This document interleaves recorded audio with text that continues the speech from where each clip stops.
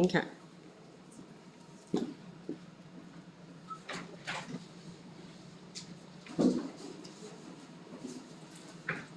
Okay, I'd like to call this meeting to order. Has everyone had a chance to check out the minutes yet? Yes. Any questions, conversation, anything? Do I hear a motion to accept the minutes? So moved. Second? No discussion? All in favor? Aye. Anyone opposed? So, public comment? Oh, what am I supposed to say? You have anything to say? You wanted to say? No. Welcome then. Board members report. Chris, you're out. Hi guys, packed room tonight. Thank you all for being here as usual. Couple of things for you. The first is you all saw that Barb sent you the RSM risk assessment.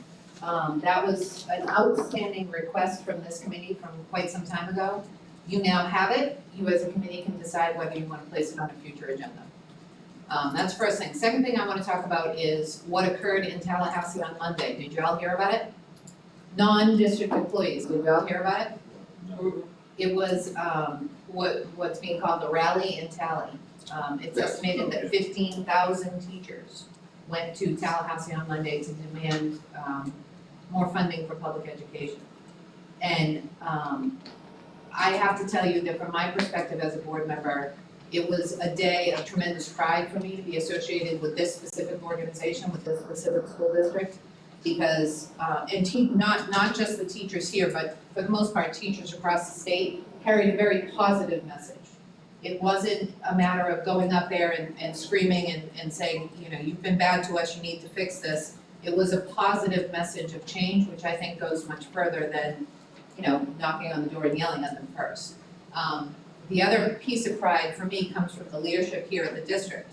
The superintendent covered classes for teachers so that they could take a personal day and go to Tallahassee. Many of the members of his cabinet did the same thing. You compare and contrast that to some other counties where they were desperate to find coverage in their classes because it wasn't a situation where you had the union working closely with the district to make sure learning for students was not interrupted while teachers went and advocated not just for themselves but for students. You know, you see an increase in pay for staff in any school district, that's gonna have a positive impact on kids. So I was really proud, but the outcome is what I find to be incredibly encouraging. Yesterday, was it yesterday or was it Monday? I think it was Monday. Manny Diaz out of Miami moved Senate Bill 1088 out of its first committee. Senate Bill 1088 recommends or calls for increase in pay for every employee in a school, not just teachers. Y'all know that, let's take a step back. Y'all know that Governor DeSantis made a call for starting pay in Florida to be increased for first-year teachers to $47,500. You heard that, right? A lot of people said, ooh, what about veteran teachers? What about support staff? Really, I think what Governor DeSantis did was put the issue of public education funding and staff and teacher pay in everybody's sights. He put it on the map for everybody to think about and everybody to talk about. And from there, we're seeing the legislature understand that we need increases for everybody, not just teachers. So that bill came out of committee from a Republican in Miami. So I say Republican because these measures are getting bipartisan support right now in Tallahassee, which is not something I've seen in my time on the board. And as I have researched the way public education has been treated in Florida at the state level, it really hasn't been that way for over a decade.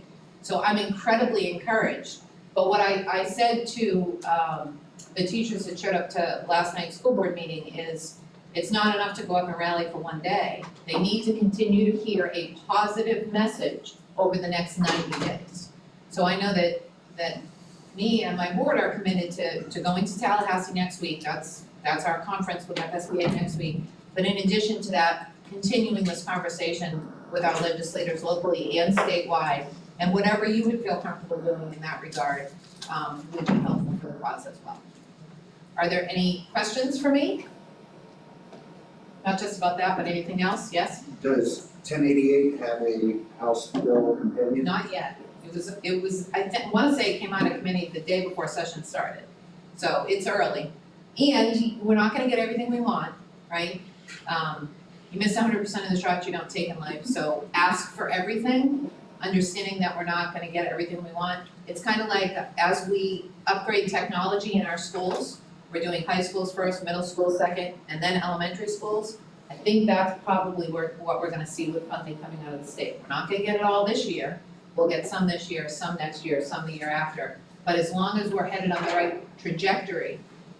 The other thing too is, I had this conversation, I'm getting a little political on you now, but this is the reality of Tallahassee. The union president said to me the other day, I am trying to convince my membership that not every Democrat is our friend and not every Republican is our enemy. And understanding these groups that have the ability to effectuate change, for them to understand that these truly are nonpartisan issues. You need both parties to get on board in order to move this stuff forward. That's really refreshing for me as well, and I think it's another reason why we're seeing it move forward. Make sense? Yes?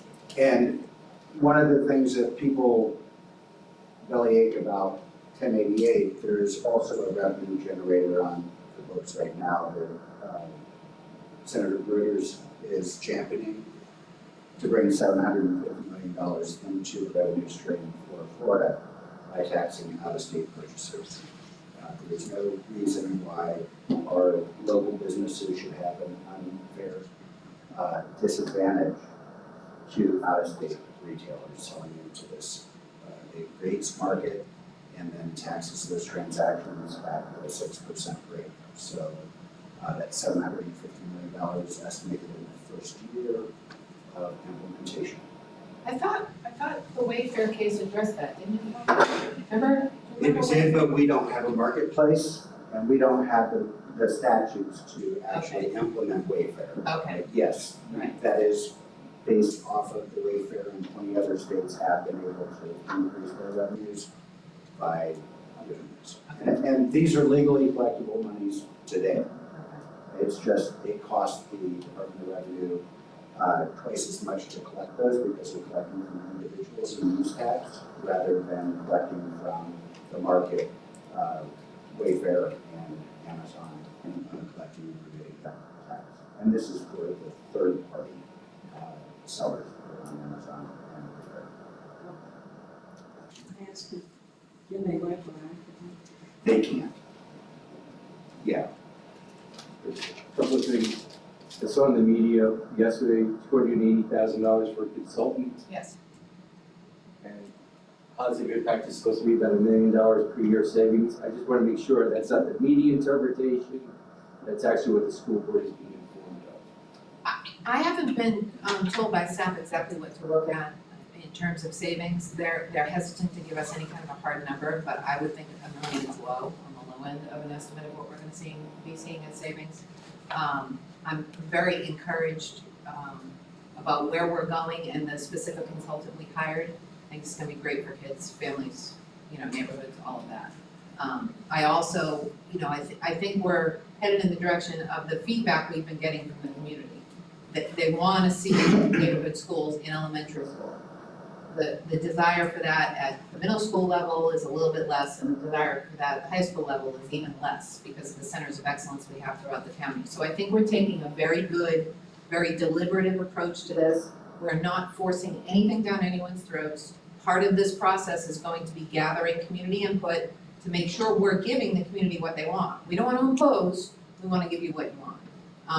The other key to this is making sure that we tighten these choices for parents while not resegregating our schools. We need to make sure we maintain diversity in our schools. So I think the company we hired is gonna go a long way toward getting us there. I also saw something about pursuit of some bond money.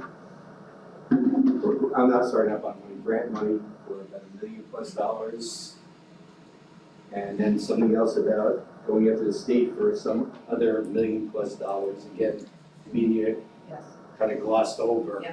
Okay, so the grant money from the state, I think might be safety and security related, Yes. if I recall correctly.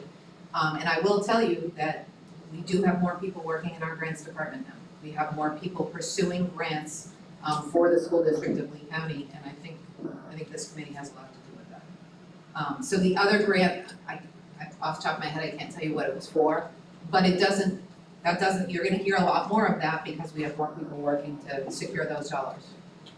And just one, last follow-up from last meeting, I brought in about bringing builders in and helping with school construction. I toured Babcock Ranch 2 weeks ago. They are building a new school on the site of Babcock Ranch. They are creating an impact fee to all new buyers within Babcock Ranch for the construction of that school. It will be a neighborhood school servicing the needs, middle school needs of Babcock Ranch. They plan on doing the same thing in the high school. Yeah, because they already have an elementary charter there, right? Yes, they do, but they're now recognizing that they need to build more schools. They are passing that expense back to the homeowners within Babcock Ranch. Is that a governmental impact fee or a developer impact fee? There are multiple developers in there. It's through CDD, I believe is how we can do it. Charlotte County's doing it? Is that what you said? Charlotte County is part of that process. They've created a process, a partnership with Babcock Ranch and Charlotte County to put this in place. The CDD is its own taxing jurisdiction, like Walt Disney World. Did I see other hands? Yeah, you said that we have more grant writers, so we had a presentation, 2-3 months ago from the grant? I was just about to give an update on that. Oh, okay, then I'll let I you was do just it. giving, I was like, Okay. let's have her time and be patient. And then just real quick, one more. I just registered my son for high school yesterday, and it seems that the selections were very narrow from when I registered my daughter just a few years ago. So somebody made some changes to already narrow it, right? That I'm not aware of. At the high school level, I'm not aware of that. Yeah, he only had 3 choices, and she would have had 5 when I registered her. So it seems like the zones were, So he wasn't automatically registered after school? no, because she's graduating. So I can, you shoot me an email about that and I will track down. no, the- I reread that line over and over again. It said if you have a sibling in the school next year. Yeah, I don't know where you live, so I don't know where your choices were 5 years ago versus now. Shoot me an email and I'll track that. I mean, I was happy to see it. He doesn't need to go to school. The one change I know of is that, they did take a couple of schools and take the furthest zone off unless they had to apply for, the special academy or something. Yeah. They had to pick to go there for a special academy. It was not one of the options. They had to actually go in and write that one in to choose to go for an academy. Yeah, I mean, I was shocked yesterday when I saw it because I only had 3 choices for him, which I think is great news. I only should have 3 choices. Which, that was in an effort to kind of knock some of that transportation cost from the furthest kids over, and the ones that were choosing to go there for the academies, and that also didn't make the last choice being that furthest Right. school, the one that's chosen, that gets picked up in the batch, so. There was mention of having a public relations liaison to help with disseminating information, just like the 3 things that Mr. Cohen brought up. And that, I think, would definitely help, having an informed public relations liaison to disseminate this through the media. We funded that position at last night's board meeting, Okay, so so we're on it, so they're new hire, or yes, the position's been, correct.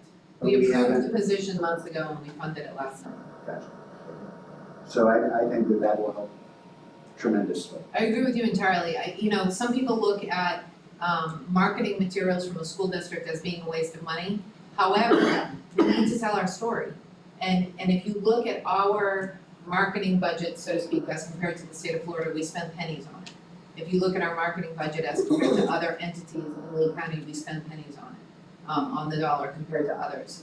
But it is essential for us to reach our parents. And a big part of our strategic plan is to increase parent and community involvement in our schools. And we can't do that if we're not out there reaching people in a way that professionals know how to reach people, right? So I'm encouraged that that's gonna increase community involvement in this whole process of creating proximity schools. Because this is a big change, and it's a big deal, and it's time, and it's necessary, but we need to make sure people understand what we're doing instead of running with misperceptions. Like, I watched an article or a thing on the news last night, and a person was interviewed, and she said $280,000 for a consultant, that's just too much money. And it is, $280,000 is a ton of money.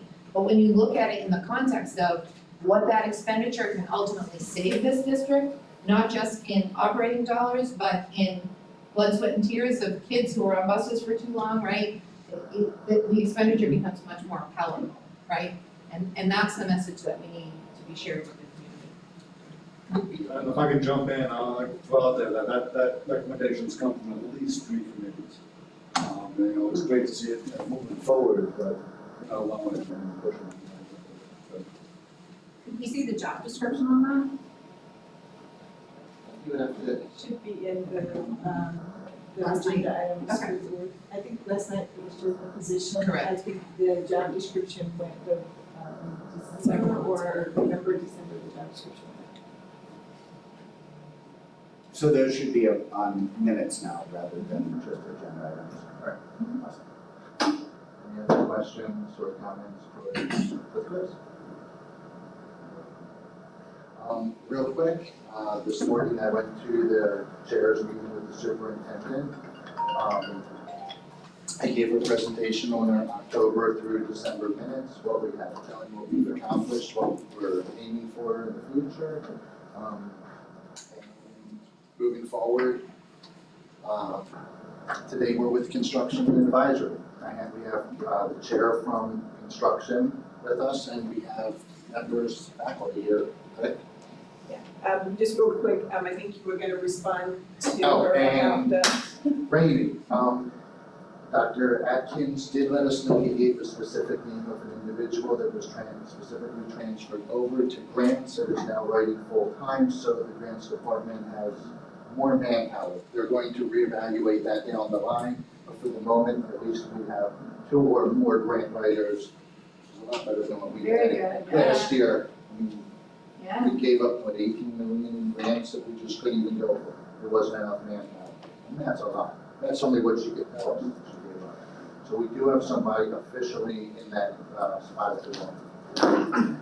So y'all need to take your arm and do this.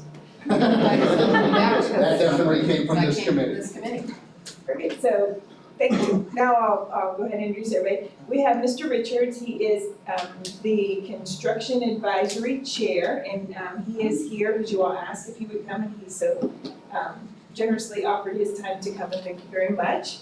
From Procurement, we have Mr. Frederick Ross, who is the Director. We have Tracy Adams, who is the coordinator who handles the construction part of the procurement process.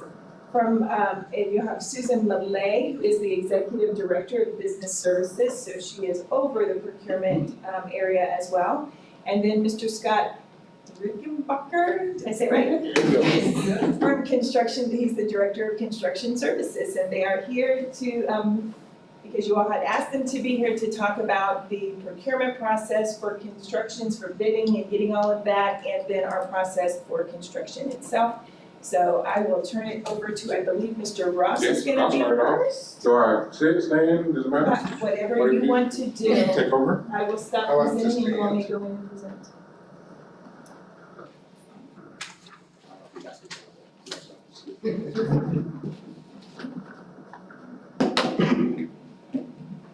Okay, well, first of all, thank you for having us. This is.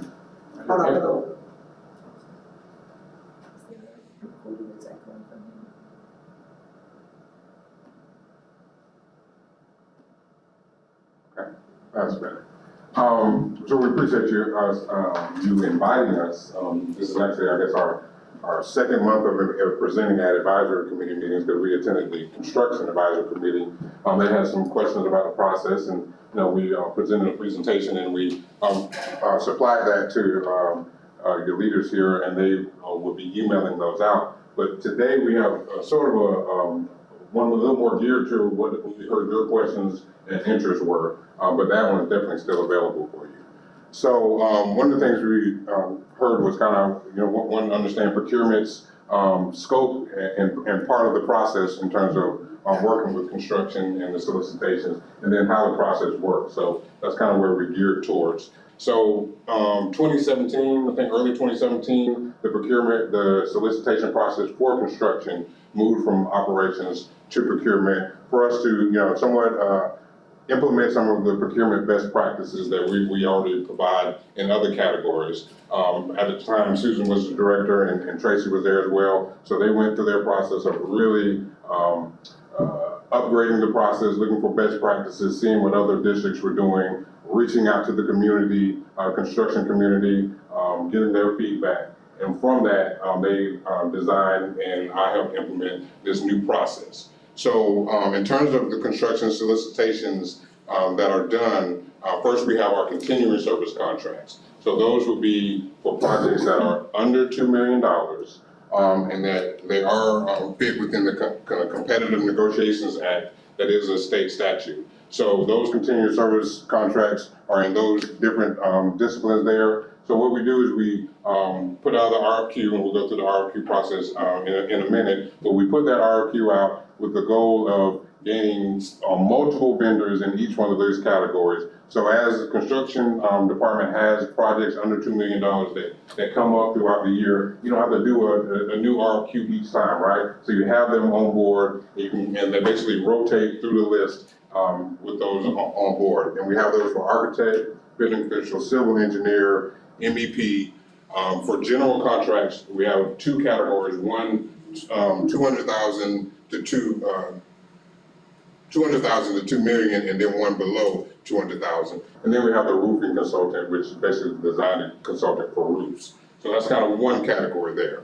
The next category would be the construction manager for our major projects. So, and when I say major, those would be over $2 million. So that, most of the time that's a new school. Right now we're doing several re-roofs that are over $2 million, some HVAC renovations that are over $2 million. And for that construction manager, we call that a construction manager at risk, those projects for over $2 million. And those involve what we call a GMP, a guaranteed maximum price. So that's where for each one of those projects, they would put quotes out and get bids out for each one of those trades that are needed. And Scott will talk a little bit more about that within his process. And then the last kind of category is kind of all those other services. So just like with the school, we need that construction manager. For each school, we also need an architect. We also need a building official. For like those HVAC projects, we'll need that MEP. For those roofing projects, we need those roofing consultants. So those are kind of the three different areas. You have your continuous service contracts, your major construction manager contracts, and then your other contracts that we would do solicitations for, and we would execute our RFQ process. Okay, in terms of that RFQ process, kind of just real short and sweet, simple example of how this goes. So, first a project is established, Scott comes to us and say, hey, we need to do XYZ construction project. We work with him and we establish a selection committee team and go over with that team the different processes and steps in the evaluation process. Then the RFQ is publicly advertised. Where we advertise, we gotta do it on our website. We're required by statute to advertise in the local paper, so we do that in the news press. Then we also send Tracy Keefe's email list of all the vendors that have registered with us, who have interest with us, that are currently doing business with us in those trades. And she also sends that email out to them to gauge interest and to notify them of this advertisement. One key thing we do is we conduct a pre-bid meeting. I think these are very important because it kind of brings it, for us in procurement, it lets us see, okay, let's see who's interested, who, make sure everybody knows about the bid. People are showing up and showing interest in the bid. And then it also gives, for the contractors, it gives them that knowledge about the project. So, they're not, bidding blind. Usually we have a member of the construction department there to give a detailed scope of work on what they're looking for, what the project entails, how many students are gonna be in the school, things of that nature. What's the project anticipated budget? So that when contractors are preparing their solicitations and are making their determination of if they wanna participate, they're knowledgeable and know what's gonna happen and know what's going on. So after that pre-bid conference, they do have a little question and answer period where they can ask questions and we can respond. But then we actually receive those bids. We open them in a public bid opening that we have that is also recorded. The public is free to come to as well. And then that's when our evaluation stage kicks in. So that evaluation committee that we selected in the beginning comes together for 2 different scoring meetings. First meeting, public meeting is the proposal book review. So they're literally just looking at each of the respondents' proposals. We have a grading scale that they're using to score and evaluate. We total those up, and that gives us a shortlist or a ranking that we shortlist. That same committee decides how many they want to bring in for presentation. Usually it's anywhere from 3 to 5, depending on kind of how the scores fell, after the ranking. So then the vendors come in, they present, and then after that, after those presentations, there's another scoring meeting, again, open to the public and recorded, where they make their final ranking. That final ranking is taken to the board for their board approval, and once the board approves of that ranking, usually Scott and I lead the negotiations, and we begin negotiation with that top ranked vendor. If for some reason we're unable to negotiate with the top ranked vendor, we're allowed to move on to the second vendor and so on and so forth. So that is kind of the RFQ process. And then lastly, I think we heard a question on cost control. How through our process and through what we do, and Scott will talk a little bit about it from the construction side, but from the procurement side, what do we do for cost control? Number one, architecture and design services is kind of an easy one, where we utilize the state's Department of Management Services fee curve. This is a standard, industry standard state, I want to read exactly how they have it on the website, a state standard guideline for determining fees. So in architecture, and even the architects we work with, most of them kind of like it too, because they feel it's fair, we feel it's fair. So it's kind of a good fee curve to use. So that kind of takes care of the architect side. Some of the other things we also do, we have external auditors that audit these construction contracts. So definitely Scott mainly is in touch with them consistently, and they're communicating to us on what's going on out in the industry, what other school districts, what fee did the other school districts get, where our particular project we're looking at now, where that fee range should land. So they definitely give us some advice there. One of the things we did when we revamped this new process, we also revamped our construction projects. We went out in utilization of both our new internal legal staff who had some experience in construction, and also had an external attorney that we worked with here locally who had expertise in construction, and we revamped our construction contracts. One of the things in there in terms of cost control is the requirement, and this is both in the contract for a new school, definitely for a new major construction, but also on those continuous service ones that I said under 2 million, there is a requirement in there for those CMs to get multiple quotes, to get multiple bids for those different sub-trades. They go out, they get those bids, those have to be advertised as well. The project manager from the district is part of that process and monitoring that process, and there when those bid openings are open, and they consult with each other in terms of the determination of the bid. But again, Scott will talk a little bit more about that when he gets up. Just some other things we also do, direct material purchases. It's a way to save money on taxes. So basically, when we're buying materials, It's a way for the district to buy the material instead of the vendor to buy the material, because if the vendor bought it, they would be charged tax, where we aren't charged tax. And some of those materials are big money equipment, so being able to save the tax money on that is significant in the cost control. And then just internally, you know, we have our history on construction, especially now with a lot going on. We have a little more recent history on where the industry is and what fees we got a few months ago. So we're able to, as we're going into negotiating that next contract, kind of know where we want to fall in and know where the goal is to get the best cost for the district. So that's kind of real quick, and we have those other presentations kind of open in the background if you have questions and we need to go to that. But just in general, that's kind of what we handle in terms of construction solicitation, our RFQ process, and then the different cost controls that we have in there from the procurement standpoint. All right, let's start there. Hey, the scorecard, do you have a indication of what the scorecard looks like? Yes, So we- can see the components you're looking at. Yes, we can pull the scorecard up. Yeah, and I guess while she's doing that, maybe go to the next one. And I'd just like to add to that scorecard has been published since 2017 with the process. So it's standard, it's out there, and everyone can see what it is. Actually, I'm gonna take you to the Yeah, that's what she's website. gonna go For to. every solicitation that we post, we have that, Yes, that scorecard is posted always on, and then additionally is posted as part of the solicitation process. So yes, that's always out there. I think she's gonna get to it pretty quickly there, so we can. so for example, I'm sorry, this is the RFQ packet, but it's not going to the exhibit one.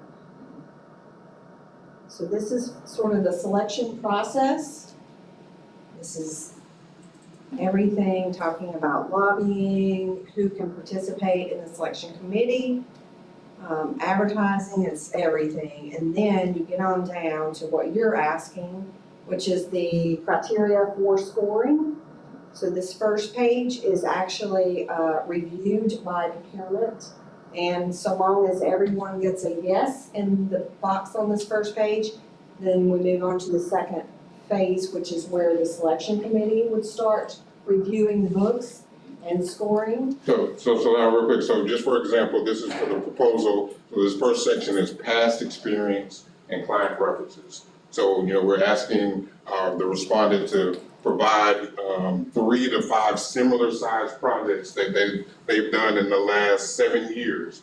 So that evaluation team can evaluate those as part of that section. They also asked to provide references, and we actually asked the references to send them directly to us. So we're not getting them from the vendor. The actual reference is sending it directly to us with those references, and they're also evaluated. Our next section. Real quick, sorry, on the first point up there about the size of project. And listen, I know this is about finance, but I immediately see something. I mean, we're talking about a school's $108 million is what this next school is going to be built. There's not a ton of $108 million projects out there right now. So immediately, we're gonna limit our scope to, when you say that, there's gonna be scopes that are gonna say, hey, I've done 12 $60 million projects in the last 4 years, but I haven't reached that scope, so I'm kicked out and nobody can be involved in that, even though I know I can handle that with my eyes closed. I'm saying that, but are those things that the construction committee is reviewing? Because I'm full disclosure, I'm in the construction. Right, yeah. So I'm looking at this thing, for my company, I look at this thing, that's a little tick off, because I know there's projects that I would bid for, but immediately I'm saying, okay, I would not even be allowed for that project. So very good question. So first of all, So from a competitive standpoint, I know if I can be competitive in a price, I'm eliminated from that because I haven't held a $110 million project in the last 16 years. Okay. So first part of it is, this is not a minimum qualification. So just because you hadn't done $100,000 or $100 million project, you're not eliminated. So that's number one. Number two, we're defining similar size. It could be similar size in price and cost, similar size in square footage. It could be, if we're building a school, we're saying it doesn't necessarily have to be a school, maybe it was a community center. Maybe it was a Boys and Girls Club. So, we've kind of opened up what similar is, so it doesn't necessarily have to, be I'm assuming a those bullseye. definitions are spelled out somewhere a little more explicit Oh, somewhere, yes. or? Oh, it is. So when we, first of all, in the RFQ document, it's in there and it's also explained in detail in the pre-submission meeting. The criteria is bonding capability and finances, which is all screened prior during the RFQ submission work. That's done by finance. So if a company has the qualifications for financial support the bill and get the bonding, that's step one. Step two is we look for your experience. If all you've done is build 7-Elevens for the last 7 years, the last thing I want you to do is a $100 million construction project. I mean, that's just business. So No, I understand that, absolutely. We have a lot of the same concerns we had brought up in the construction advisory committee, and in this process last year is that, just because you build a $100 million condo doesn't mean you can build a $100 million school. Right. And as someone that built 10 $70 million schools, are they less qualified than someone that built a $100 million condo? Just because the number of projects that have been out there don't exist. Right. Especially locally. So now you've opened the door and you're essentially asking for national companies, because they did do one in Colorado. Or something along those lines, but at the same time, we have to understand that it's all kind of relative in its own way. And, that's the hard part to really nail down. I mean, how do you, define that in a paper, It's personal opinion at a certain point. And then one more thing is that this is a required evaluation criteria by law. So the statutes that identify the categories that are up here are defined in statute that we are required to evaluate these proposals. Yeah, that statute says you must evaluate these different areas, and we definitely implemented that into there. Maybe we're still over here. You can go first. Okay. But were we good with the different categories? Nope. Okay, so let me continue to scroll down and just let me get the high level categories. So we had the experience and the references. Next we have the project approach and resources. So in there we not only ask them to, hey, we've told you about the project, give us your approach, give us your team, give us, your organizational chart. Let us know how your approach on how you're going to fulfill these, complete this project. Keep on going to the next section is financials. We actually request they submit in a separate envelope their financials and any litigation history, and that is separately graded by members of our business services team. In both finance, internal audit. So we have a separate financial grader who grades this finance section just because that's a little more of their expertise. We ask for their workload. We need to kind of know, how much they got on their current plate right now. One thing we did to do some equity is we request their number of district projects. So we want to know how many district projects they've done in the past 7 years, and we the more projects you've done, the less points you get. The fewer district projects you've done, the more points you get for that section, and that's a way to give a little equity, allow some vendors who may have not done business, opportunity to do so. Also, we have distance to site in there. So that, one of the things you talk about in terms of that local, we want to make sure that that company, A, is local enough just to be able to do the project, but also, we also have local vendor goals as well. And, If I could throw it on 5.1, that's kind of like a little bit of a double-edged sword in itself. You have a local firm that's kind of been here and done every little kitchen serving line remodel, every little bathroom remodel you needed.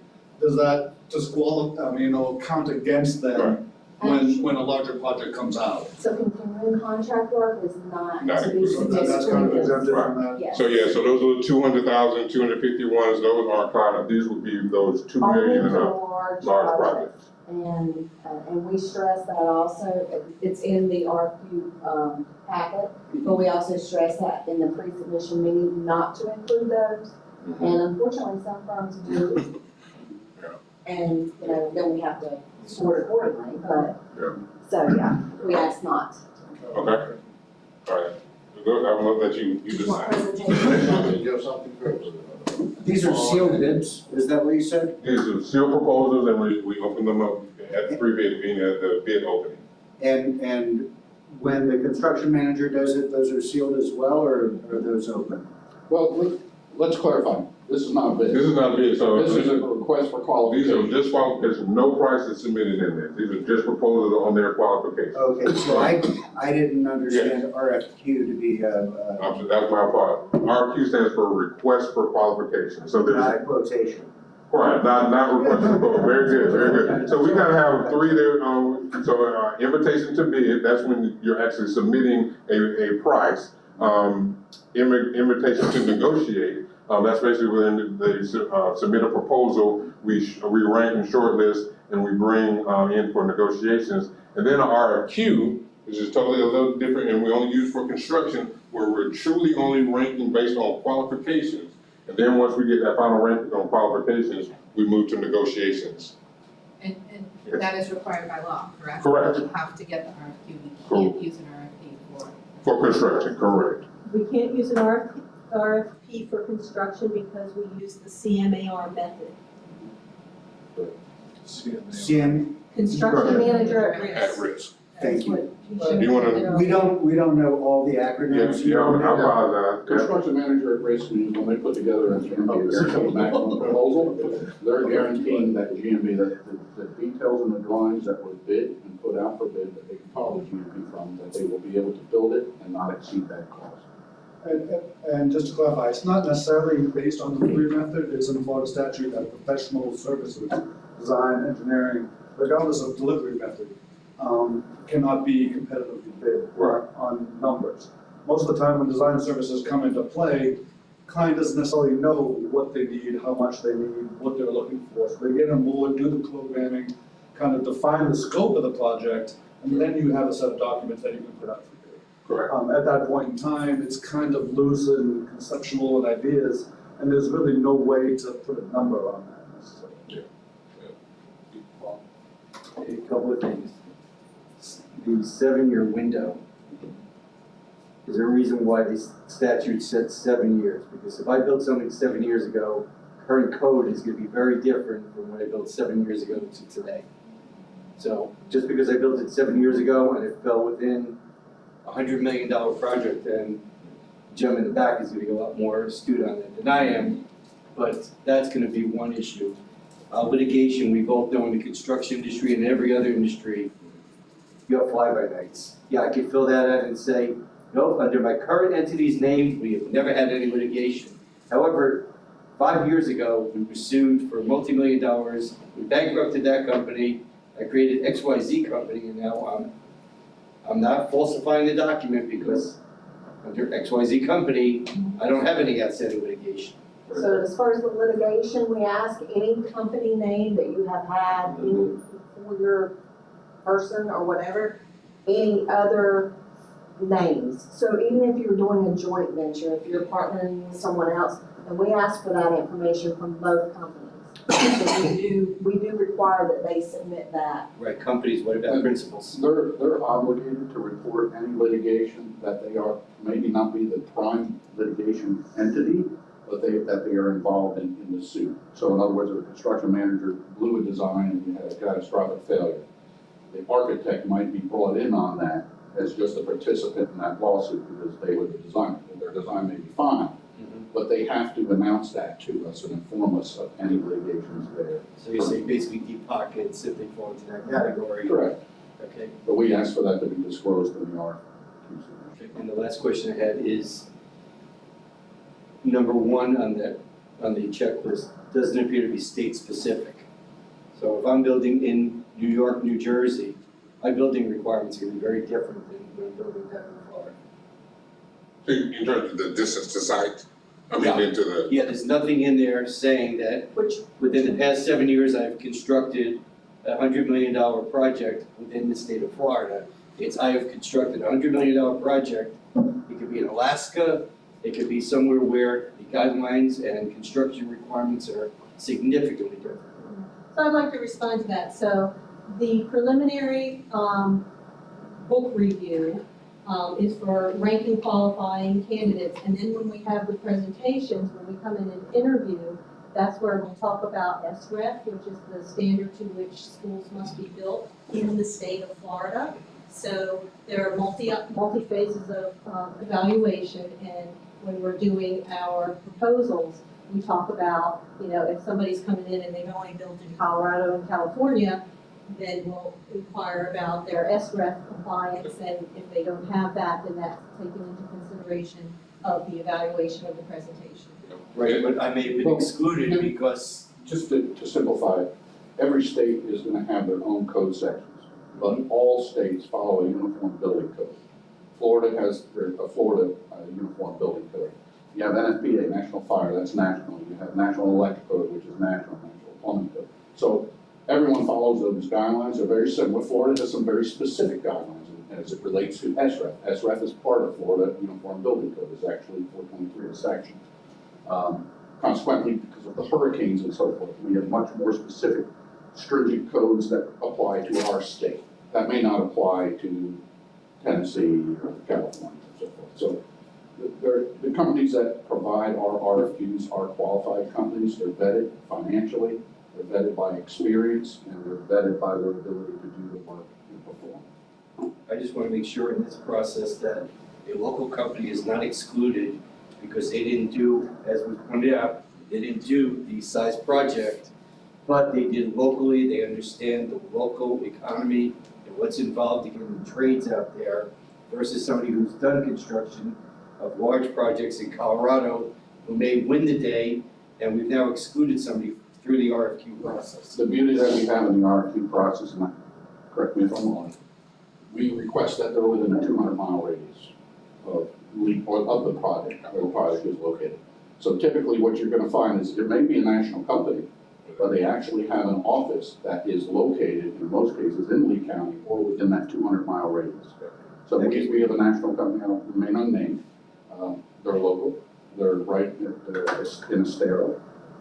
They actually support, this national company actually has more employees in this particular office than any of the other major construction managers that we utilize that also do a good job. So we're not excluding national, we're looking for the best competitive bid for the taxpayers. And to put on that, just realistically speaking, if they do have that history out of state, there's 0% chance the people that did that are gonna be doing this one. You know, it may look good on the company's resume, but these are large corporations. You're not gonna see any of the people that actually worked on that project on this one.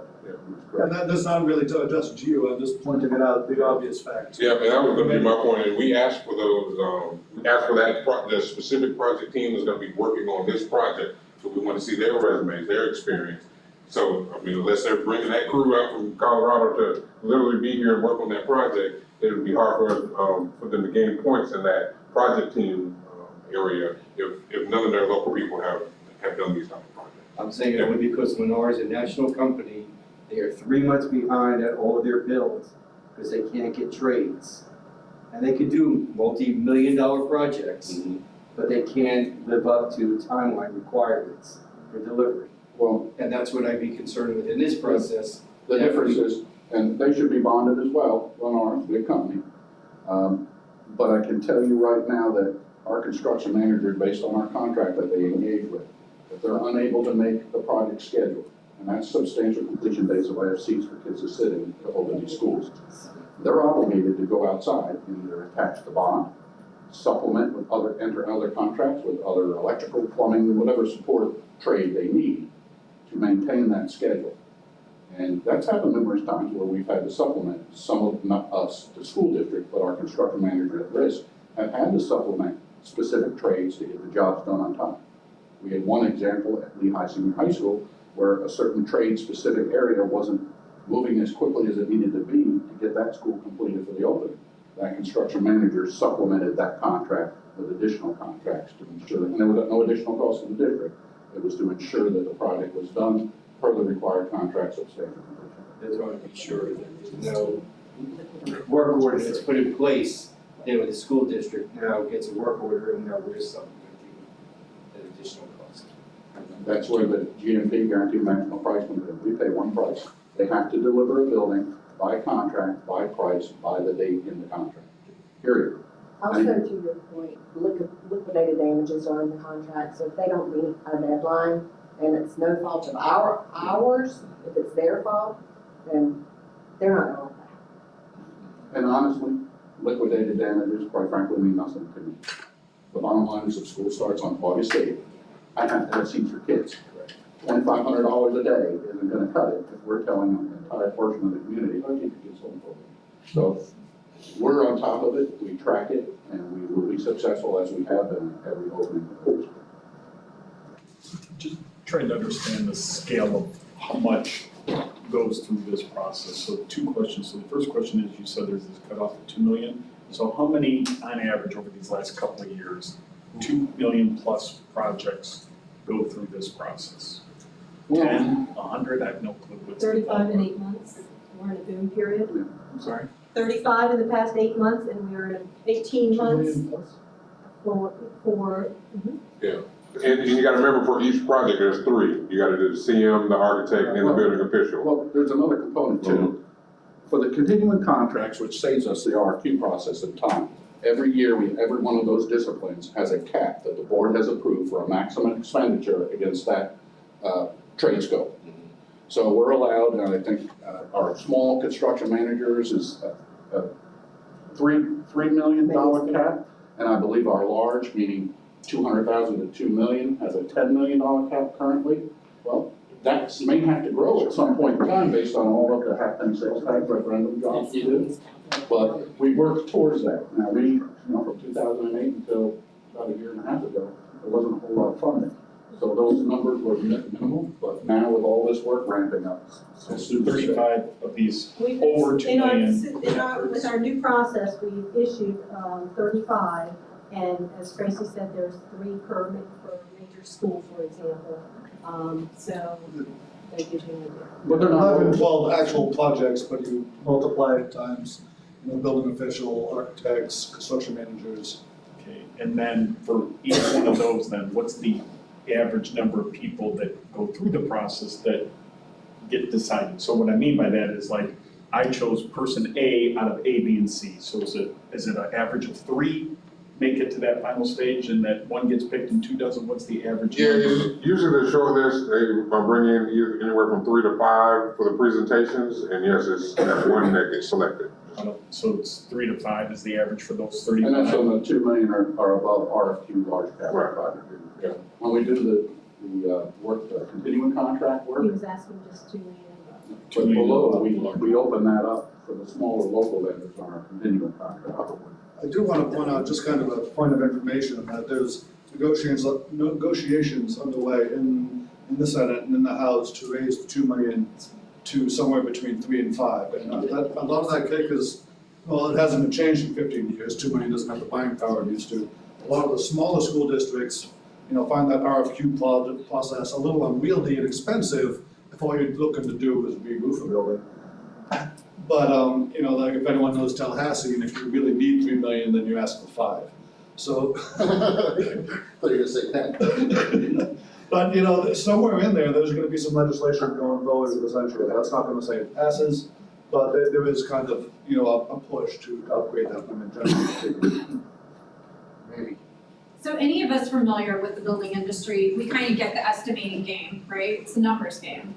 So what has changed in this new process to ensure that the bid you pick with the price they give you remains the same and they can't raise the price? I mean, granted, if you decide you want rooftop pools on a school or atrium or 15 more bathrooms, yes, the price is going up. But what protects the district from the builder saying, hey, this cost went up in the last, 2 months, we gotta raise this 10 million. So the guaranteed maximum price is just that, a guaranteed maximum price. And the CMA are at risk. And that's new? No, that's always been the case. Okay.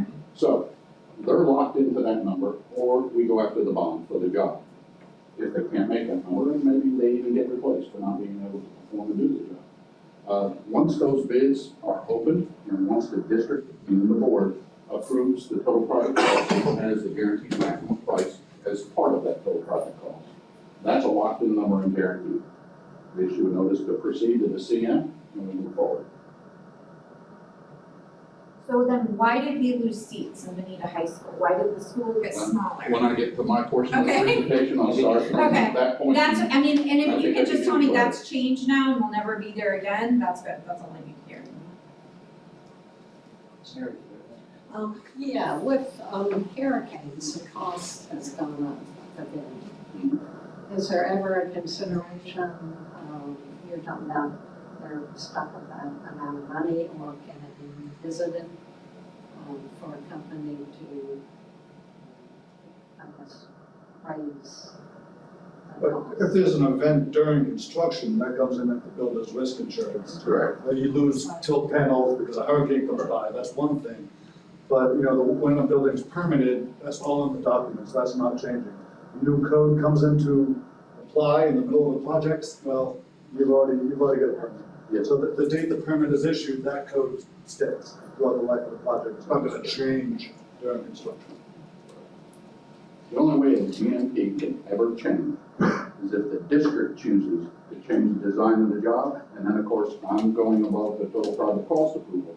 I'm required to bring that change to the board for approval before I move forward. Time delays are probably maybe one exception, that may be out of the district's control, there's permitting issues, things that come up, and if it gets pushed back to a point, then a construction manager has a legitimate claim that, hey, I said I was gonna buy this 3 months ago, I'm buying it now, it's more money. So, that's all kind of detailed and carefully tracked in the contract.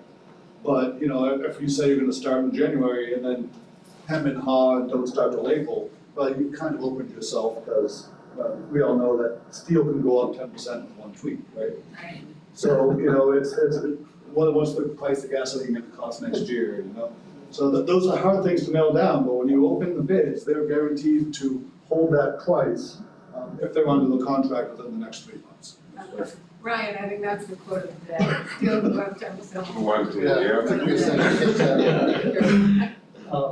From the proximity location, I think I heard 200 miles or something like that. So I guess a twofold, 200 miles, obviously, we're starting to kick into where really that's not a Lee County person, that's Orlando, and we're starting to creep out into the state. So there's a potential for kicking a lot of people out of this local market that may want to play in that realm. So in that, I guess my question is coming into bondability. Are you only requiring bondability based on the scope of the project and the amount that's there? Or are you saying who's got the most, who's got the highest ability to be bonded? Bondability So I know in is other a projects again, I don't do this world anymore, I don't do the commercial side of that, so I'm not, this is not me trying to get information. But in past days, I've been in scenarios to where we've lost out scenarios because somebody else could bond at a higher rate or a higher amount than us. And it's So I like, can answer we're that still real only quick. bonding the amount of projects. When we went through our open sessions and inviting vendor, community input, that was a topic previously. The prior process gave different points for bondability levels. We now have a pass-fail criteria. Do you bond for the project or not? So the amount that you bond for is, you don't get more points if you get bond for Pass an fail. unrelated project. Anyone? So, I guess I have a question about this guaranteed maximum price. That almost guarantees that you're gonna meet or exceed that off the cliff. If you're giving a guaranteed maximum price, of course, everyone's gonna invoice as if it's the guaranteed maximum price. For the same amount of work, the same materials, the same job. I think the difference here is we put out a publicly advertised bid. The CMs do this for us, and we attend the bid openings. Those bids combined make up the GMP. So that tally is then brought forward to the board, and it's locked in. We sign the contract, we execute it, and they're bound by law with the terms of the contract. In addition, So the can you talk invoicing about, doesn't change, they're invoicing against each one of those line items that were part of their bid that made up the GMP. Can you talk about the amount that has been returned, where we've come under, and when we do an audit, how we Oh, absolutely. return money? We have jobs right now going on where we're still qualifying the bids and getting better pricing from the vendors.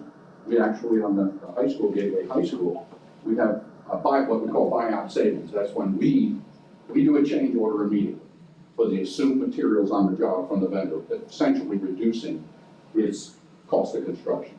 That comes to the district, and we do our own internal purchasing of those materials. He's obligated to receive the materials and install the materials, but that's how we get the tax savings.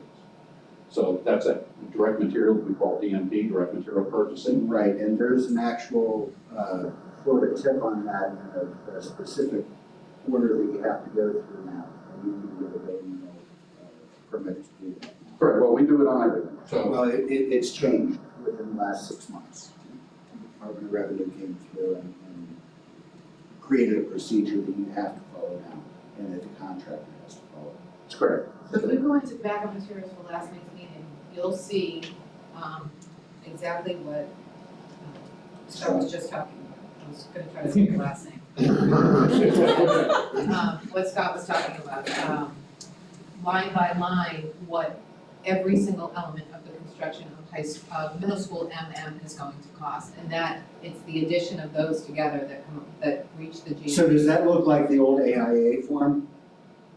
They can, it's an easy format to follow, but yes, it is. Okay, We have our so own it template that just we- has, shell, concrete, Each trade, each foundation. material, all This that. is- Okay, so it's like the old AIA. Right, everything you have, if you're referring to the old one back when we were young men, it was section 1000 through 16. It's now up to 52, so things are changing. Right. But yes, typically what I try to do is when they provide a GMP with line item values, when we create the PAYAC, which is the vehicle for monthly invoicing, the PAYAC mirrors those line items in their GMP. That way it's easy for us to track. My project managers go out to the field, they validate that in fact work is in place when they provide the billing, goes to our accountant first, make sure the numbers are correct. It goes to the project manager, who double checks the numbers as well. It comes to my check, and I do backward checks, so the accounting people could tell you who's the guy who does the backward checks, I'm left-handed. So it goes through a 3-step check, and then it goes to the finance department with PeopleSoft and everything else to make sure that the numbers are all going through, that the funds are there, so it's pretty extensive. No one's getting paid for work that they do not deserve to be paid for within the contract scope. How about change orders on that? Do change orders all the time. Like I said, when I go to buy the material to get the tax savings, I do a deductive change order from every contract. An example would be Benita, his GMP was $62 million. By the time we got done taking deductive change orders to purchase the material, his contract value, don't hold me to this, but it was probably somewhere around $47 million. That in turn was audited by the external auditors. So if we bring all the material in for purchasing. One question I have is, because we're government, how do we avoid the $1,000 hammer? How do we avoid the $1,000 hammer, the old rhetoric with our military that was overpaid for materials? Because everybody said, when I put a bid into the government, I can put it in here, and if I put it into private sector, I know I have to put it here. Okay, here, if you want the job, how do you get the job? I take 99.99% of the time, when we do a bid opening, and we create, and the CM is creating the GMP for it, we take the lowest bid. That's the competitive bid. If you want to go ahead and put $1,000 hammers on there, there's probably a pretty good chance you're not going to be the lowest competitive bid, and you won't be selected. In addition, we compare our prices across the state to what, when we sit down to do the negotiation and so forth, we sit down and compare what have recent high schools that have been built, what were the fees, what were the bids looking like, and so we have that data set to use. And our project managers are knowledgeable, they're there at the bid opening, so if they're opening as a $1,000 hammer, then no hammers are going for $30. I know what chillers. They know how to- Chiller's going to be yeah, they know how to do $250. A light fixture's going to be $175. I mean, there's standards, but they're in this to win this job, especially a lot of the local CMs that work with us. They want these jobs, they're hungry. They don't, the competitiveness that you talked about large commercial firms, these people are super, super competitive. You'd be surprised on some multi-million-dollar bid opening that some of these firms are within a couple $100,000 of each other on $3 million bids. Yeah. I mean, that's unheard of. Yet you get the oddball who's $1 million low. And when were obligated to qualify, they're gonna research that bid. But you find out that they missed a whole bunch of doors over here, a whole bunch of equipment over here, and obviously that no longer is the qualified lowest bid. So then we look at the next couple, 2, 3, 4 bids.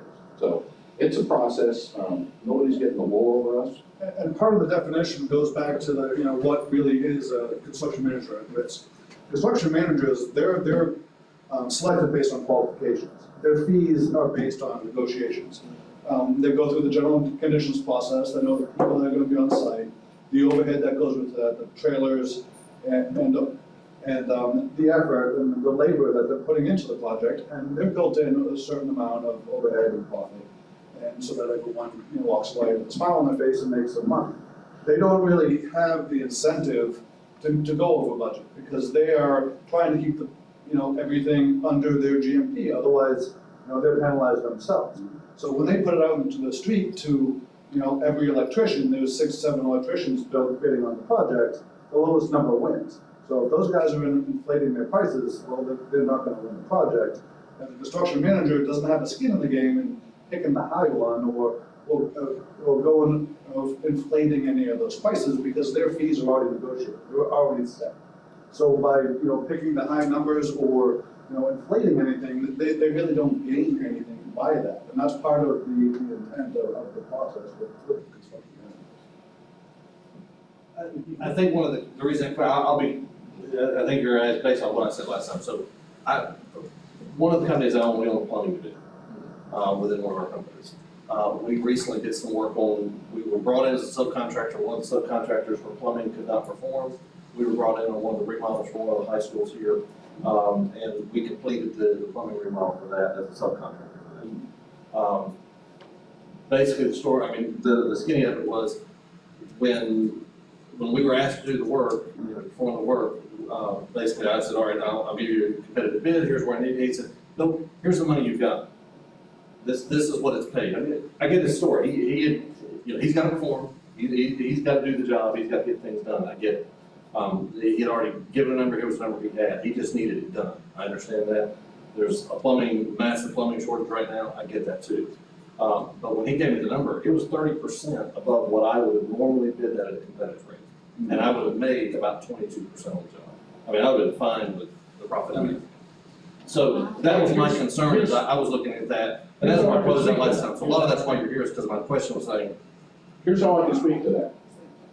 What I'm hearing from you, and I don't know this exact job or the specifics, is there was a job that was underway, and the plumber that was on that project could not perform. correct. So the construction manager approached you and said, can you get me out of this pickle? How many minutes do you need? Can you get this job done in time? Absolutely. Okay. I don't care what he pays you. I paid him for a job to be I done understand. on the line item in the GMP for that price. He is then taking that loss out of the sub you replaced. I'm not gonna get into that fray with them. That is why they contract with the subcontractors, not us. We contract with the. I understand that completely. I get that I'm completely. glad you made a profit, good for you. Yeah, And absolutely. it probably came at But my out of the concern, of the previous, but that's business. They have a job to get done. If they have to sweeten the pot and get you to provide manpower to get the job. there was no sweetening, this was his budget, this is what he had lined out in it. So my concern is that I'm looking at it saying, that was a padded number that again, a lot of construction people are gonna look at me and say, what the hell I are you don't think doing that, right I now? don't think. I'm just being I don't honest. think it's a padded number. I think what you would find is they probably really shortchanged the first person to get the job, and he had reimbursement from the first contract to fulfill your number. At no exposure. to With all due his respect, I'll bad disagree, because I know too many subs that brag about the money they make off of Lee County versus what they do things in the open market. Well, I think. So I don't mean that. I think that's hearsay, but if you have knowledge of specific first-hand incidents, by all means, we wanna know. We will start an investigation, and by all means, we will track that down. I'm just responding to that one instance. Yeah, absolutely. That's why all this started is, well, we cut in this last week, or last month, I'll be honest, I was very clear when I came into the finance side, this is not a road I'm in, we have done some work, so I don't want there to be conflict of interest. But that's a concern of mine, because I've seen too many jobs that I know, the margins that are in that compared to true competitive margins. Listen, we all wanna make a profit. I don't run my company for giggles and kicks. If I wanna do that, I'll go sit on a beach somewhere. But Well, let me ask you a question. What specifically, what market are you in? I didn't mean for this. yeah, no, well, Housing, private housing market? currently, the majority of our stuff, I own two companies. One is private residential, but then I own a subcontract company that we have site development, shell, I mean, we do everything from Large shell, commercial project? large commercial property, yep. The point I'm trying to get at is, everyone here has to be just amongst their badge, whether it's school, district, property. Yep. But there's a comment, that limits our work resource pool. Yep. There's an expense for that, about $100 per employee. I'm not saying that's the whole makeup. We've had trades in recent weeks where long-time major HVAC companies had long-term employees. Another long-term local HVAC company, because of the market, offered all those employees $3 more an hour. Absolutely. Of course they're gonna do that. These are long-term employees. There's a battle for that. And they may be willing to pay you guys to manage and meet the schedule on a project a certain amount. But at the end of the day, in the competitive bid, they all have to supply that bid, and lowest bid gets the job. And we have the comparison to the projects across the state. So as we are negotiating with cities and looking at that, so certainly there are loopholes everywhere. I think that what we're demonstrating is that we're aware of the loopholes, we're showing our compliance with law, we're showing best practices, comparison of rates to projects locally, to projects at the state. And so I think that, that's a demonstration of the level of professionalism that's being applied to these. I could give you an example on Bonita. Well, I don't want you to think that anything I'm saying is referring to someone doing a bad job. I want to. Good. No, but I'll tell you, as this is a board advisory committee, so you're advising the board. And as I hear this conversation unfold, I hear what staff is saying about the competitive nature of the bids. And so to me, that means we're awarding bids, or the construction manager is awarding bids to the lowest bidder. And then I'm hearing you saying that there is significant padding in those bids. So my two questions, where does the truth lie? Is there a sense in the industry that everybody's bidding 10% above what it is because it's a government project? Number one. Number two, what's the solution? What are we offering as a solution if this is in fact a problem? Am I making sense? Well, yeah, but sir, case in point, we were hired to go do some work at Pensacola for one of the schools that's being done up there. They couldn't get block masons up there. There was a massive shortage of block masons. They were looking at going to ICF. We brought 8 of our mason crews up there and started pounding that block.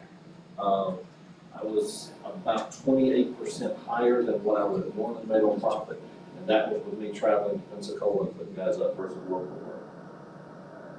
Now, they still had a guaranteed maximum price. They had to meet the whole process, but they're bringing me out of town and doing all of that. And so I'm just looking at it. Were you, when you came up with your 28%, were you still the lowest bidder in the multiple bids that they received, or did they just pick you as a singular bid, offer you the money? That was the general contractor on the process that already given GMP on that. See, that's the difference. We go out and we advertise. It's publicly advertised. I get multiple bids for each trade scope. Multiple bids. They're in competition to win this job. If one guy is gonna go and inflate, unless there's collusion outside, and we have no way of knowing if that's occurring. Unless there's collusion. So you guys are managing, Jack up our 10 you're mile an hour managing your labor, subtrades 15. internally then? What? You're managing your subtrades individually? You're not hiring? Sub-trades are all managed by the construction manager. My contract is with the construction manager at Rich Company. Right. We go and attend every bid opening. We get a copy of all the bids and their licensure when we walk away from the bid opening. We sit in on the qualification meeting where they actually go and qualify every bid, low bid, to ensure that they can do the work. And that's how we sniff out whether the low bid is truly a low bid or not. They qualify the bid, we look at the industry standards. We know what chillers are, we know what a square foot of concrete sidewalk goes for, we know what rough tonnage of steel is going for. We qualify all that. We haven't seen any anomalies. Everything's subject to change. If I offer a guy that has a normal time frame for a job, 18 months for a high school, but let's say we have a high school we have to have done in 60 months. Of course, the prices are going to be inflated across the board from all the bidders submitting because the schedule is driving the cost. And that guy may have to pay more per hour or for materials to ensure that he's beat out every other contract trade on material supplier. But I can tell you on Bonita, I'll get to Bonita when my turn comes up. We have external auditing that's done, it's not done internally. And on Bonita, with everything that was said and done, he found of a $62 million GMP supply, $11,000 of markup overages that were returned at the end of the day before we go to the board with the reconciliation, which equates to like 0.002% of the job. They do a test on everything, they double check, even though my staff really goes through and make sure the markup and their overages for any extras or changes to the job are within what we contracted to be. They validate that, and $11,000 is what they found. So that was a super success, in my opinion. So if we're there opening the bids for every element of a building that has to be built, how do we make sure that 10% cushion isn't there? Because that's what I'm hearing you say. I'm hearing the processes that exist internally, and I'm thinking, we're getting the lowest bid possible. So what's the solution? You have to have when you're relying on professional construction management firms that are honest and reliable that we're dealing with. That's number one. Right. Number two, you have staff in place to observe and see any kind of anomalies that they look out of line. And number three, the third part of this is it's also reviewed by our architectural firms. No, I understand, but from an So, advisory perspective. From construction management process, I mean, I understand that. I think a lot of it's coming down to the subtrades that they're hiring. I mean, the subtrades know that you can, as soon as you hit a government job, you can charge more. Just, I mean, I hate to say that, I hate to be the guy that's calling out our industry, but I mean, it is what it is. I can prove it for a third generation of this. I can tell you. I can prove this So, over but and over. if you were in my seat as during the procurement, what would you do to stop it? I don't know, that's what I'm saying, I'm not saying I've got an answer, I'm just trying to bring it out. I think what I can tell you about Lee County schools is all of our schools have been cheaper. And I'm not talking about charter schools, but in general, public education buildings. We have held the tightest line in terms of our budget and our standards. We switched it up and we used to have an all-inclusive fee. And we have kind of gone all over the place. How are you able to get these people to engage at these comprehensive all-inclusive fees? How are you doing it? Now, that management style that had occurred there was a lot of arm twisting going on, which I don't believe in. I believe in everyone's entitled to make a profit, but not a killer. So I think we have things in place, and the bottom line is too, our auditors, we send these to our auditors for review. And they do, COCI has 13 other large school district counties. He's a certified Florida auditing firm that he looks at. Of course, if he sees something that is an anomaly and it's just out of the ordinary, he's going to alert us to those factors. And the bottom line is it comes forward, well, that's one of those criteria that may be brought up in one of the RFQ questions. I think what you're saying is, they ran into problems, they came to you, you prepared your bid, and they said, we've got more money than that available, so we'll pay you what we've got available. We're saying that the subcontractors are colluding in other way to add 10% to everybody's bids. That's still the best price we can get, because it's a government job, we can have that fact. And if they're gonna collude, they're gonna collude. It's not a discussion. We're not Yeah, gonna that's, catch that's, I mean, it's a little You're not gonna catch it. as a taxpayer, it frustrates me because I'm looking at it and it's like, man, there's a ton of money that's going in. How do you fix that? I don't know. I don't know if there's again, I'm not saying that the county is doing something derelict and that they're not getting the lowest bids and things like that. Again, I think it does go back to the subcon. I can only tell you on the large capital projects which I'm overseeing, we have a lot of checks and balances and a lot of station points for review. And I feel comfortable in the fact that we have these people checking it. We have the expertise in-house to oversee our experts that we hire as CMARs. And we have a third party, which is our design team, whether it be mechanical or electrical, also confirming that we're getting the best possible price for the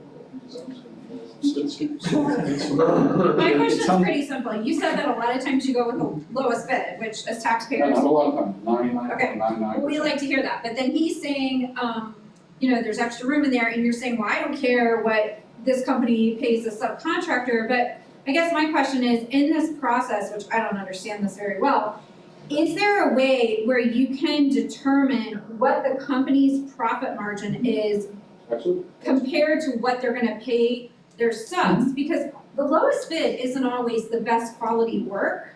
So like, if you've got a company that's making a larger profit, but they're paying their subs terribly, maybe we're not gonna get good quality work. So is that reviewed in that process? Quality is always job one. Part of the project manager's responsibility and our architectural and design firms that we engage with are to ensure that quality occurs. If that's not happening, then we do the work. It's simple as that. The one thing I can tell you, and I want to be clear on this, we have line items that we monitor, and they get audited, one by my accountant, and two ultimately by the auditor. If there is unused funds in a specific line item in the GMP, that's audited. That comes back to the district as a credit. There's many times for that. So I have bids right now where the actual buyout of the material is a lower price than it was in the actual bid opening in the GMP. I have an entire line item now that's being credited back to the district and sitting in our coffers. So it's been pulled out of the CM's contract as a reduction of credit, and it sits in our coffers, and that ultimately goes back into the general fund, or wherever you guys put it. And I would just offer this to the committee. I work for a government project manager. My husband, that's what he does. And he would say, yes, you go with the lowest bids, but he would say, if something does cost the government more than it's gonna cost even a private company, he would say the payoff in that a lot of times, at least in his industry, is there can be a longer turnaround time getting paid for government jobs sometimes. So like, I know the contract companies he hires, a lot of times, they may not get paid right away. And when you're doing it for a business, you might get paid. So that's just, I don't know. In the private sector, you might not get paid at all. Every month on the 25th, we get a pay application. That's when they have to be turned in process. With every subcontractor's invoicing that goes in to be the backup to support that monthly payout for the construction manager at risk, there are releases of liens for the value of the work that was done. And that all gets checked into Susan's staff. So the vendors are being paid, nobody's not being paid. Unless there's a discrepancy on the job for the quality of the work, and then of course, there's gonna be a reason we're holding those funds. But then it would not show up in the payout as a to be distributed invoice. That makes sense. All right, I have 3 points. The first is along with, I've got a question for you, Craig. On that, who asked you to do the work? Was it the subs that was originally awarded the job, or was it the contract manager? Okay. Second would be that, does Davis-Bacon apply? Davis-Bacon. Prevailing wages? Davis-Bacon only applies if we're using federal funds in some other state. Only federal funds are being used. Okay, so only if Fed funds are being utilized, so we don't go any prevailing wages. Correct. Other ones. And then the other thing is one of the reasons why a lot of contractors will put 10% on the contracts is because of retainage. And they hold the retainage, and that's usually a contractor's profit. And they want to have that throughout the life of the contract, and then when they get the 10% bonus at the end, that's just found money. Well, Because a lot, I can tell you, the contractors around here, only 2/3 of them pay out the retainage. You almost never, ever receive that money. I disagree. I can tell you how our process works. By state statute, when we have expended 50% of the value of the project, we're required by statute to reduce it from 10% to 5%. In the auditing process, all of those payouts, okay, we just had a condition where we needed to see where the final retainage was distributed to the subs, and we could not go to the board for the final payment until we proved such a time as all those subs, that money was expended. And that reason was for this. The auditor wanted to ensure that the CM was not pocketing that undistributed funds to them, because if it wasn't distributed to them, it needs to be a credit change order back to the district from the construction manager of risk. So we sat for about 2 weeks on one project, waiting for those release of liens for the subcontractors before we would approve that final payment. And my last point is, we used to have large contracts, multi-family home units, where the contractor would tell us, we need this price. He'd give us the price to bid to be the lowest bid. And I don't know if that's going on here. No, It'd be hard to do that because it's sealed, right? It's still bid, so they wouldn't know what price to tell you to get. Any person, any. Unless they told everyone else the others. Typically, what you'll find is. Well, that would go into the conclusion you were talking about earlier, and if they're correct. I want this job to go to XYZ, so you do 240,000, you do 250, you do 285. I can answer that by saying most of the people I work with at the district and even in the private sector, we all like going home and sleeping in our own bed rather than a bunk bed in the home. So, and most of those people that engage in that practice, and it does happen, I'm not gonna tell you it doesn't. Most of the people that engage in those practices are usually short-lived businesses, and they end up in jail. And the companies that will accept that and give that price usually are Chapter 11 and bankrupt within about 2 years of opening up their LLC. But they're in the middle of our project. Well, and that's why we have a bond, a project bond, and that's why the subs typically buy, called sub-guard. They also have, it's like an insurance policy to ensure that they're done. That's why we have a contract, that's why we have a bond to ensure the fulfillment of the project on time. How does the sub, in that scenario, how does the sub that doesn't win the project not scream to high heaven? Because he gets the next job. So then you're assuming that contractor has a whole bunch lined up, and that's, yeah. I can see where that goes in residential, so. Yeah, if we're building 10 schools, they might not get the first one, but they might get the third one. No one's building 10. A lot of them are. Even if we're doing 3, I mean, there's 3 qualified builders, there's 3 schools they had. Every single one is probably gonna be a different CM. I mean, it's rare you get 2 in a row. So we're in that process. In an effort to get something actionable out of this discussion, you know, from an advisory standpoint, it sounds like what you've said is there's a ton of rigor done around apples to apples of looking across the state, other schools, other school districts, other counties. But for your comment, those are all government jobs. So the question would be, is there any way of getting any type of apples to apples of these projects with the private sector?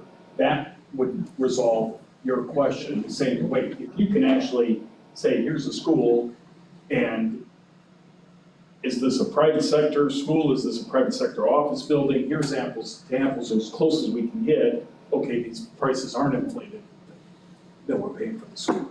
The problem you see there is a school is not just a school. A charter school doesn't cost near what it costs per square foot to build as a public school.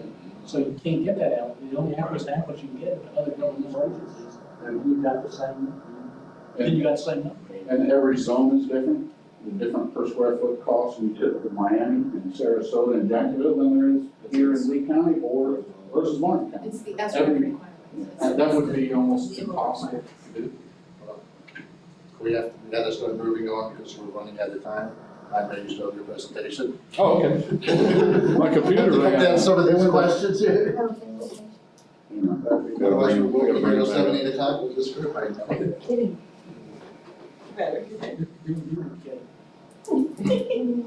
I'll say, I'll get it over. I feel like you're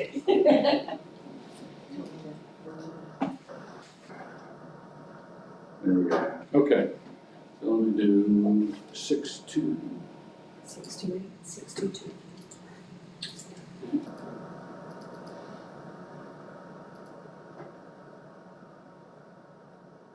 Come on, Bessie. There we go.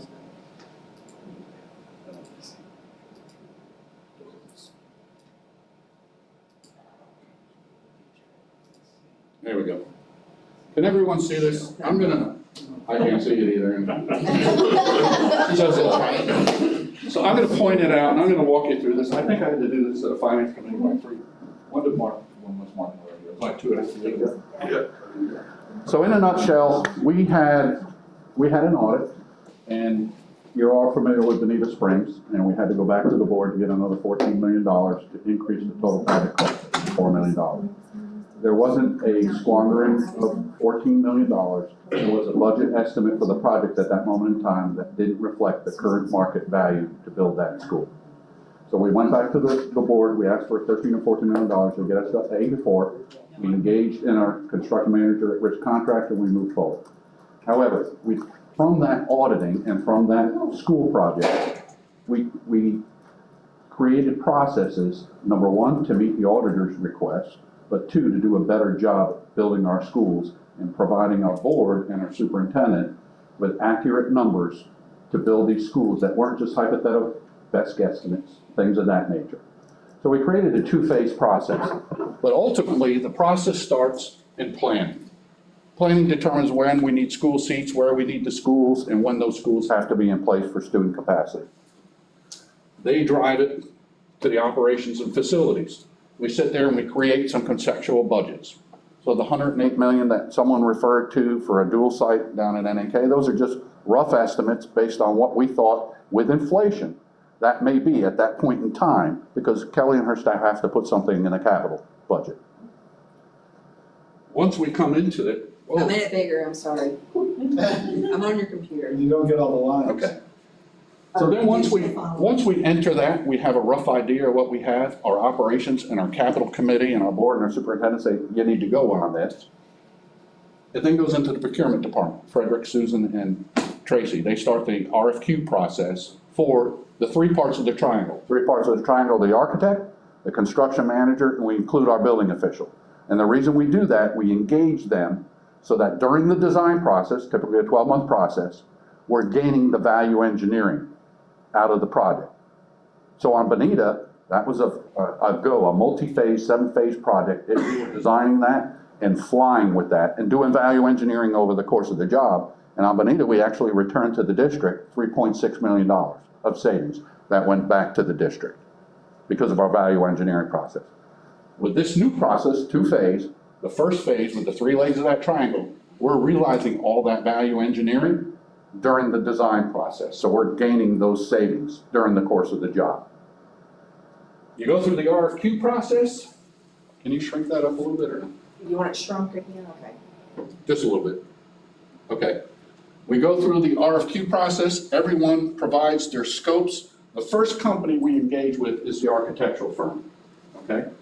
We engage with them. We go to the board with our phase 1 total project, or phase 1 project budget cost. That supports the entire fee for the architectural design, and it supports a small fee for the construction manager and for the building official to attend weekly meetings during the design period. That's part of the contract. Now, they're issued their contract, they sign it. There's a specific dollar limit we apply to them. There's other percentages that are negotiated for when the GMP comes forward. That percentage is a percentage that they're allowed to get in terms of overhead profit and fees, awaiting the GMP. So we have our weekly meetings. We go over this 12-month period. We're designing the jobs. I have the 3 legs of the triangle. We're doing it for code review to make sure that we don't have any after the GMP code issues. So it's been all ready for permitting. When we go out to advertise for bidders to bid the job with the construction manager, we're getting currently reviewed plans that are permitted, stamped, real time. All the value engineering has been pulled out of the project so that we're getting the lowest possible price and best savings.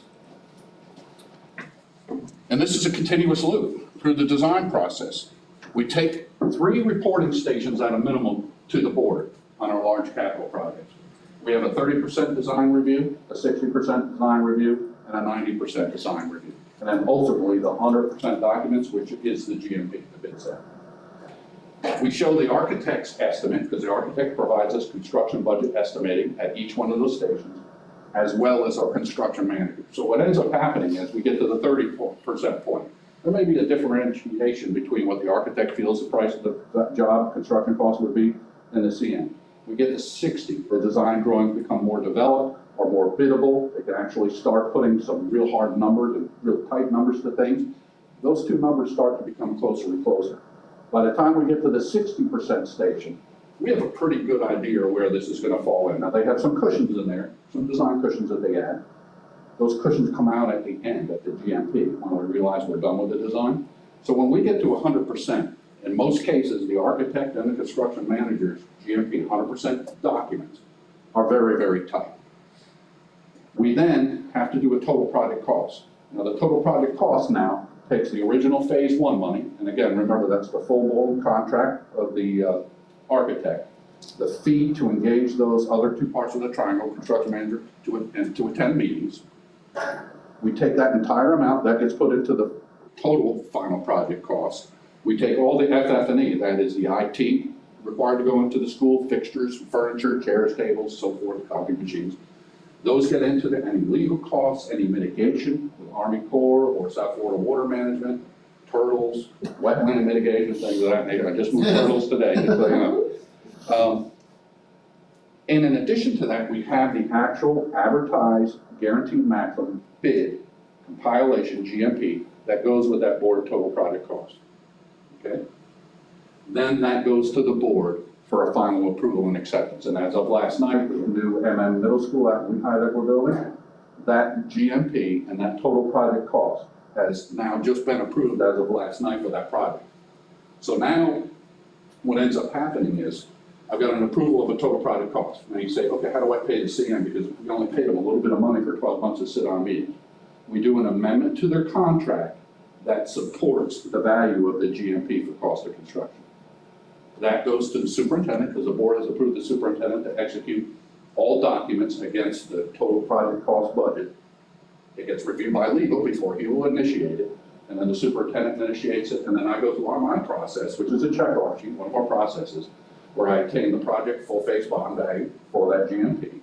I obtain their liability insurance, we obtain their Jessica Lunsford certifications for all of their employees that are gonna be on school sites, and obviously a copy of the contract. And then we issue a notice to proceed, and we begin the project. Does that make sense? So in effect, what the board is getting, when I come to the board with a total project cost ask, they're getting the actual bid, vetted, guaranteed price for the design of the documents that were created. How does that compare to Bonita was a guesstimate. Bonita Benito's what? was a guesstimate. The initial amount that was brought forward to the board for approval, and I want to say it was somewhere around 49.5 or $50 million at the first stage. That did not have in place the cost of inflation. The market took off at 14 and 15. The numbers that were brought forward were actually some of the numbers that were used in some of our earlier high schools that were completed in 2008. Right, but comparatively speaking, if we were to draw lines and boxes to Okay. show how we did Benita, what would the difference be? Very easy to explain. Here, you're getting the actual total project cost that has been vetted, designed, and publicly bid. Prior to that, we went to the board with a total project cost, which was an individual's best stab at what he thought that project would come in at. So an individual employee without having engaged the architect, without. I don't want to say an individual employee, you know what I mean, employee. an employee of the The district. people that were in place to push that forward to the board were taking a gamble. So what you're saying, the number that goes to the board approves is what's way over on the right-hand side of That is the correct. screen. And Bonita, it was the swag number that was way over on the left-hand side. That is correct. Tracy, if you scroll a little bit left, I think the best analogy would be like on that third category down, right in the very first box, that's where your budget showed up, that's what the number was. And it went from there all the way to the end, and all the little arrows going up and down, they just bounced off. That's what I was looking They weren't listened to. I mean, there was plenty of warning signs. I mean, my gut reaction to the budget was, you know, there was no way. I'm not in trouble with this meeting. That's normal. But at the end of the day, I mean, it really wasn't a surprise to a lot of people except the people that were pushing that. And the news place. What you have as a board now, Ms. Patrica, publicly advertised, vetted, checked. We do ask you for a small amount of money, $2 to $3 million in the beginning, to have those parties sit together and create that triangle. The big ticket money is coming at the end, and we can validate it and support that number 100%. It's a shame Rainey had to leave before she got her answer to her question. Did you watch it? But I will tell you, we get a bad rap for Bonita, but district staff and our partners, our construction managers and the architectural firms that we were involved in, we turned a bad situation. We did what we said we were gonna do, and we were requested to save as much of the money without taking it out of the classroom as we could. And I believe we accomplished that, over and above. So we came in under the 84, and I think that was a pretty good statement for a job that literally was designed on the fly as we were going. 7 amendments to a contract, which I can tell you is a payout nightmare for us and for the procurement and finance division. And we pulled it out, we came out with an audit, which $11,000 on a $62 million GMP from a construction manager. And I don't think anybody here could argue, well, that's pretty good. And we got the 11,000 back at the end. Okay, a couple of things. To refresh the committee, construction advisory and finance advisory were played a large role in this flow chart. I remember a meeting with Mark Moore and yourself when we had a WTF moment with Benita 3 years ago. It was about 3 years ago. One thing I have not seen on there, and I brought it out, is there are no risk components in there or controls that are identified there. And I spent a good 2 hours with Mark Moore after that meeting, beating up that flow chart. There's still gaps in that flow chart. I don't have my notes with me. This is from 3 years ago, but there are still holes. Well, if you can get a copy of your notes, we'll be glad to review it as an operations division and finance and budget division.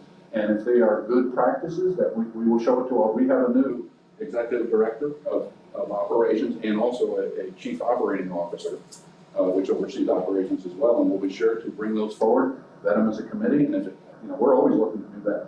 Always. So if it's something that we can implement that'll even tighten this up even better, all for it. And you're also being very kind because you keep saying the person who did it, it was very well promoted and discussed and beaten up that it's a former employee who was terminated for the Benita screw up. No, no employee was terminated. Employees that were not reappointed. There's a difference. I have a question. Yeah. What is about length of time in this process? It depends on the job, because every elementary, middle school, and high school are all different components. Arguably saying high schools are typically, our design typically we allow 12 months, okay? If I'm using prototype drawings where the bulk of the design is done, I may be able to cut that down to 18 months. A lot is in play. Our high schools typically are 18 to 20, our middle schools are typically 13, maybe to 14, and our elementaries are 12 to 13, depending.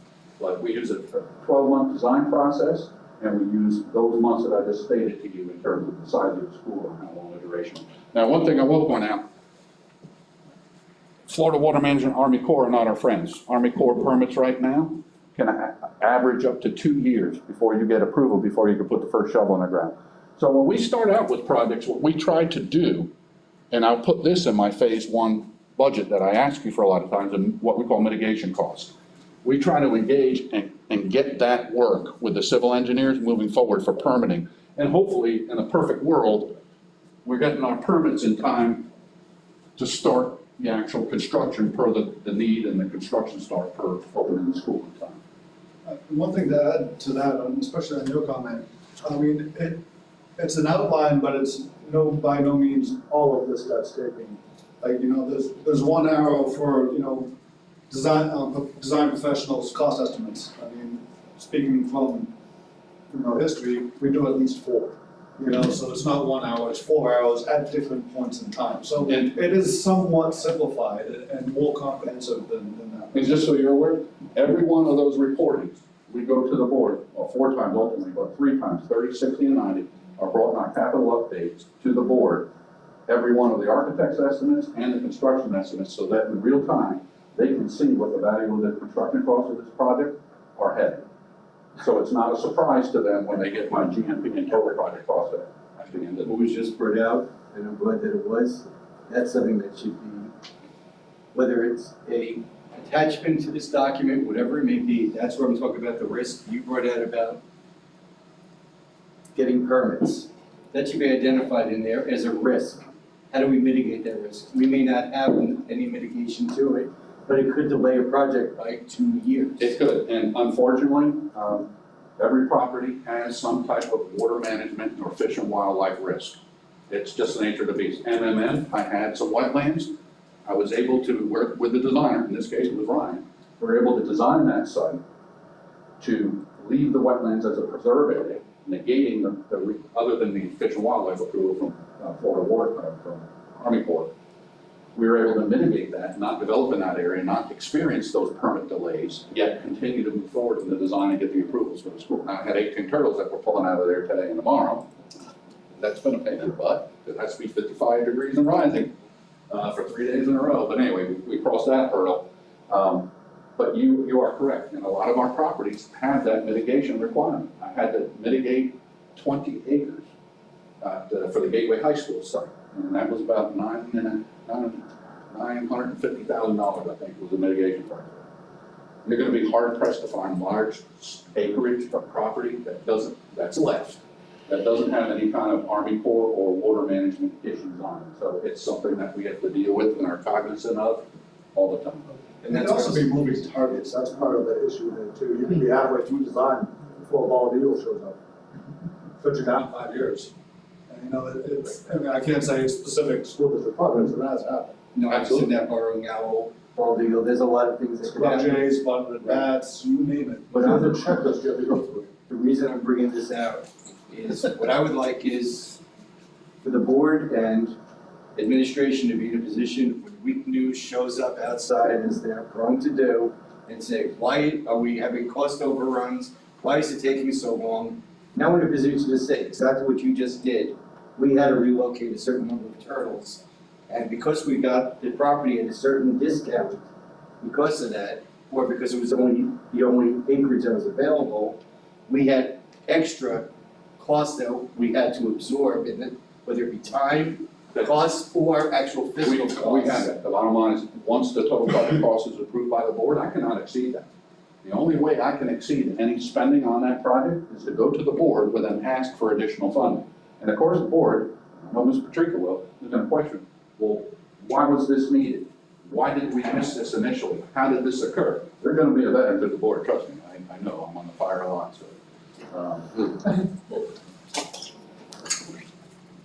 Oh, you just mentioned something that is a great concern to me, is how about the land?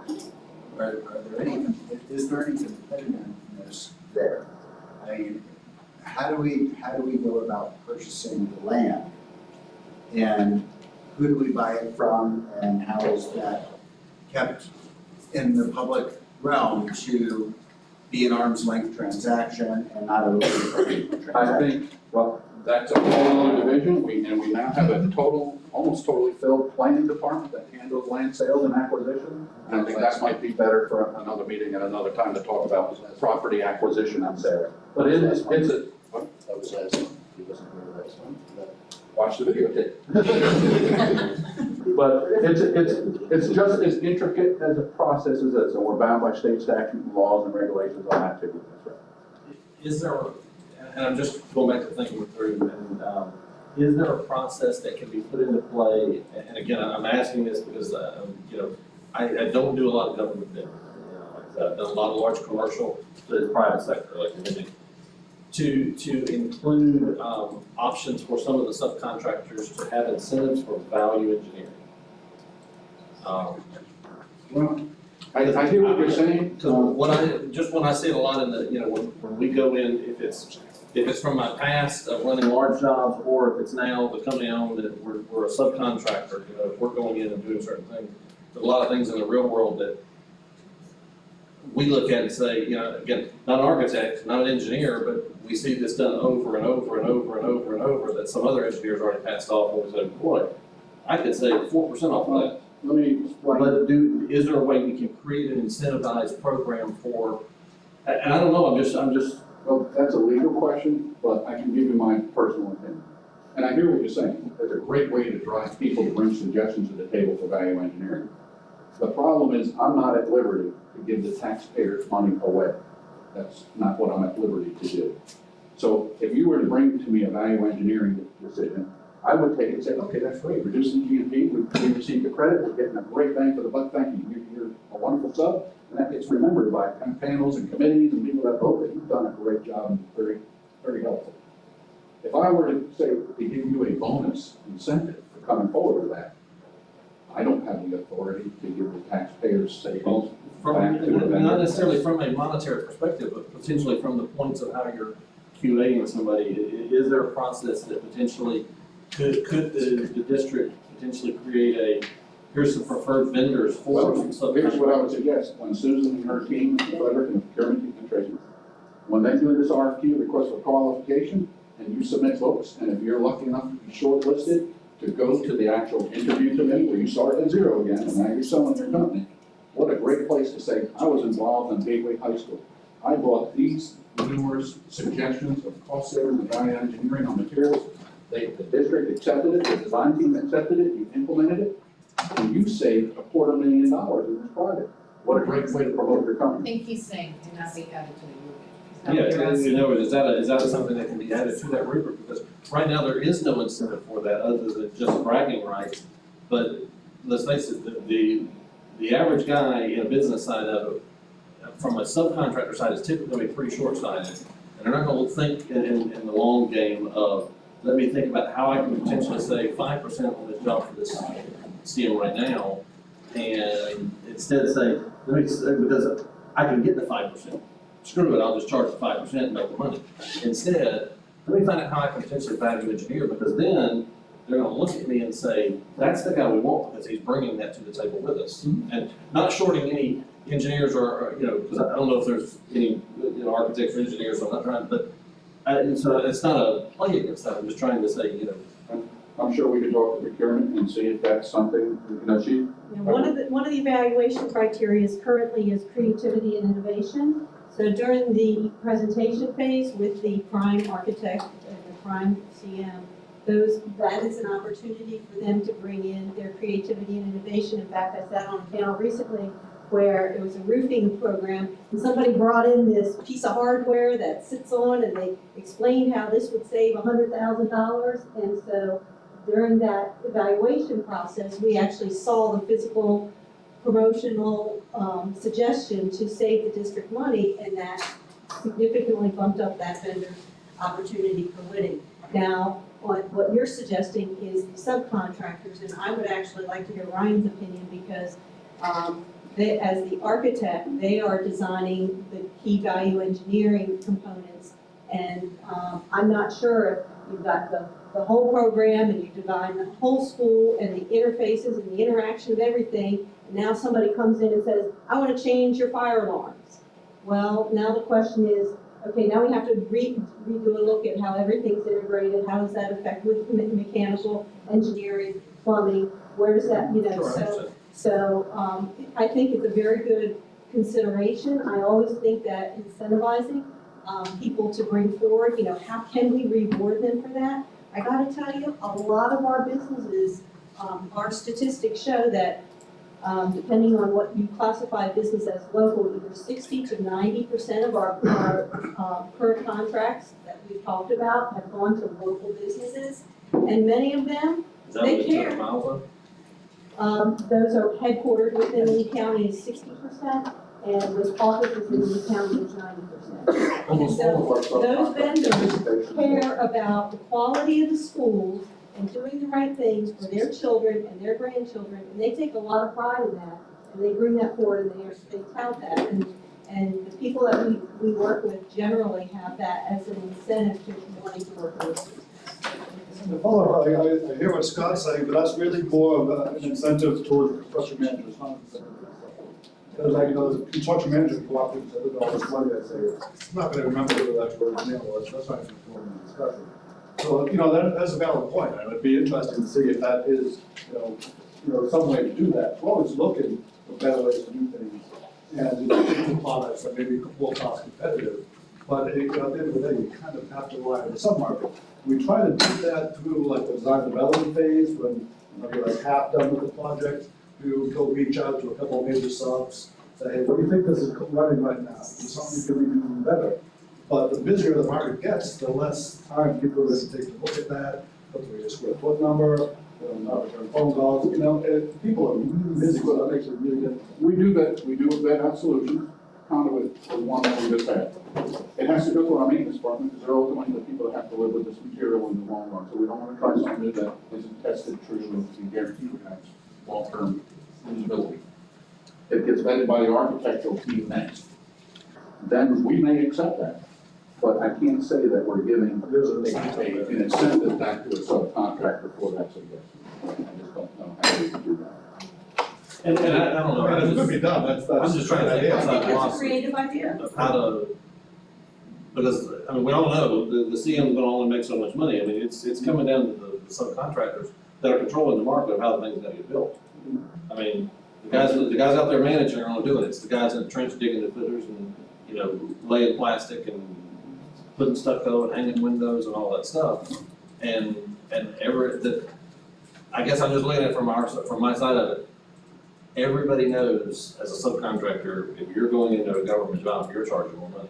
Now, maybe that's nothing you can control, the process, I guess, where I'm just looking at saying, is there a way that we can be creative that just because every other market and district in the state does it this way, is there something that potentially that maybe it doesn't happen now, but can we start something, can we think outside the box and put something together that 2 years from now, the next project, we're like, we're gonna try this and see if we can save us some money. I don't know, I'm just. And then we got Shirley Geist, we got attorney staff that's coming on with construction experience, we're looking to bring those people on.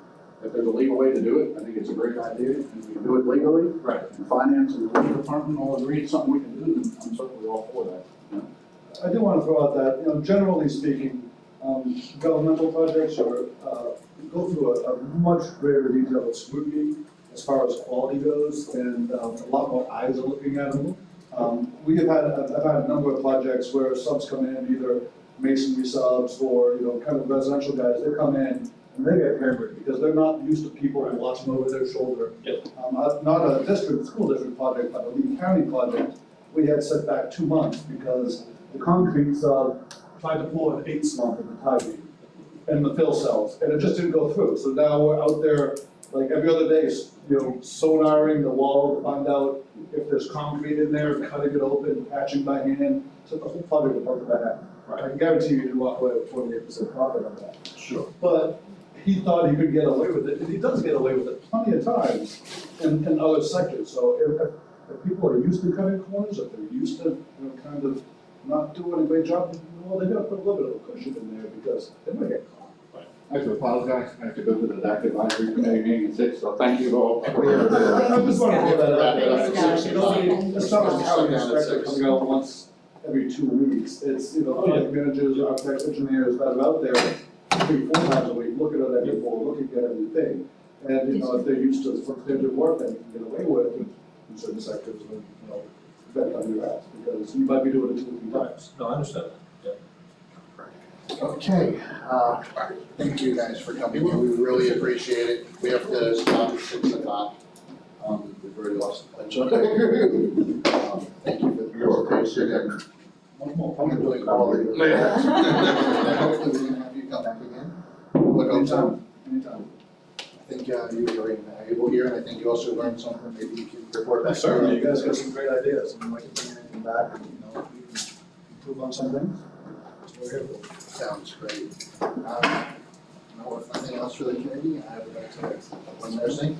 One thing I just want to get on the record, since I'm the one who was pressing for the RSM risk assessment, I want on the record that I'm very disappointed in the quality of that risk assessment.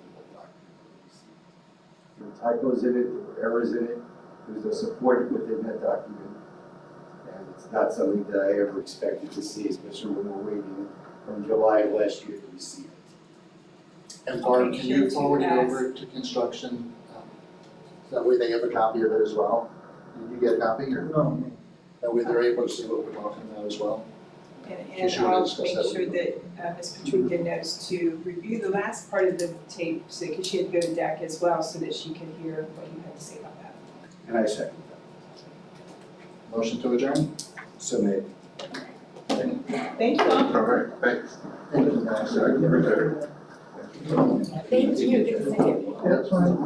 It's out of what's going on everybody, all these meetings, without documents.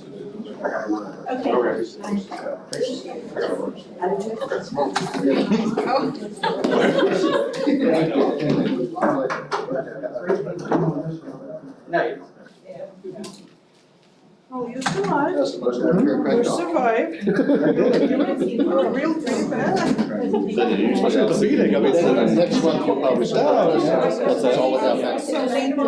Oh, I don't know, I may talk about that We too. were afraid that when we send it out for an RFP, which we didn't say that's what your best questions for next month. That's right. Your own business, let's just go. That help. How are you doing? I beat up Mark Morris about it. Go right ahead. So that there are possible improvements to be made. Thank you so much. Absolutely. Yeah. I'll let you stop that.